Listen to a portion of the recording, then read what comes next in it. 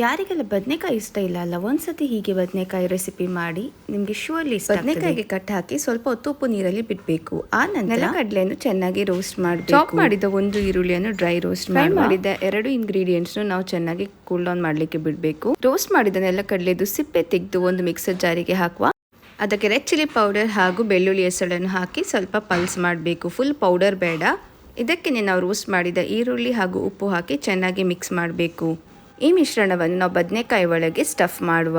ಆದರೆ ಇದು ಸ್ವಲ್ಪ ಟೈಮ್ ತಗೊಳ್ತದೆ. ಎಲ್ಲ ಬದನೆಕಾಯನ್ನು ಸ್ಟಫ್ ಮಾಡಿ ನಾನು ಇದನ್ನು ಫ್ರೈ ಮಾಡ್ತಾ ಇದ್ದೇನೆ. ನಾನು ಇದನ್ನು ಸಾಸಿವೆ ಎಣ್ಣೆಯಲ್ಲಿ ಫ್ರೈ ಮಾಡಿದ್ದೇನೆ. ಸಾಸಿವೆ ಎಣ್ಣೆ ಫ್ರೈ ಮಾಡೋಕ್ಕಿಂತ ಮುಂಚೆ ಫುಲ್ ಬಿಸಿ ಆಗಿರಬೇಕು, ಇಲ್ಲದಿದ್ದರೆ ಎಣ್ಣೆ ಸ್ಮೆಲ್ ಬರ್ತದೆ. ಇದಕ್ಕೆ ನಾನು ಟೊಮೆಟೊ ಮತ್ತು ಈರುಳ್ಳಿ ಪೇಸ್ಟ್ ಅನ್ನು ಹಾಕಿ ಚೆನ್ನಾಗಿ ಸ್ವಲ್ಪ ರಾ ಸ್ಮೆಲ್ ಹೋಗೋ ತನಕ ಫ್ರೈ ಮಾಡಿದ್ದೇನೆ. ಹಸಿಮೆಣಸು, ಗರಂ ಮಸಾಲ ಪೌಡರ್ ಮತ್ತು ಉಳಿದ ಮಸಾಲ ಹಾಗೂ ಟರ್ಮರಿಕ್ ಪೌಡರ್ ಹಾಕಿ ಚೆನ್ನಾಗಿ ಫ್ರೈ ಮಾಡುವ. ನಿಮಗೆ ಇನ್ನೂ ಖಾರ ಬೇಕಾದರೆ ರೆಡ್ ಚಿಲ್ಲಿ ಪೌಡರ್ನು ಹಾಕ್ಬೋದು. ಸೈಡಲ್ಲಿ ಒಳ್ಳೆ ಎಣ್ಣೆ ಬಿಡುವ ತನಕ ಫ್ರೈ ಮಾಡಬೇಕು. ಇದಕ್ಕೆ ಫ್ರೈ ಮಾಡಿದ ಬದನೆಕಾಯಿ ಹಾಕಿ ಲಿಡ್ ಕ್ಲೋಸ್ ಮಾಡಿ ಒಂದು ಬಾಯ್ಲ್ ಬರುವ ತನಕ ಬಿಡುವ. ರುಚಿಗೆ ತಕ್ಕಷ್ಟು ಉಪ್ಪು ಹಾಕಿ ಸರಿ ಬೆಂದ ನಂತರ ಇದಕ್ಕೆ ಮೇಲ್ಗಡೆ ಕೊತ್ತಂಬರಿ ಸೊಪ್ಪನ್ನು ಹಾಕಿ ಗಾರ್ನಿಷ್ ಮಾಡುವ. ಇಲ್ಲಿ ನಮ್ಮ ಸ್ಟಫ್ ಮಾಡಿದ ಬದನೆಕಾಯಿ ರೆಸಿಪಿ ರೆಡಿಯಾಗಿದೆ.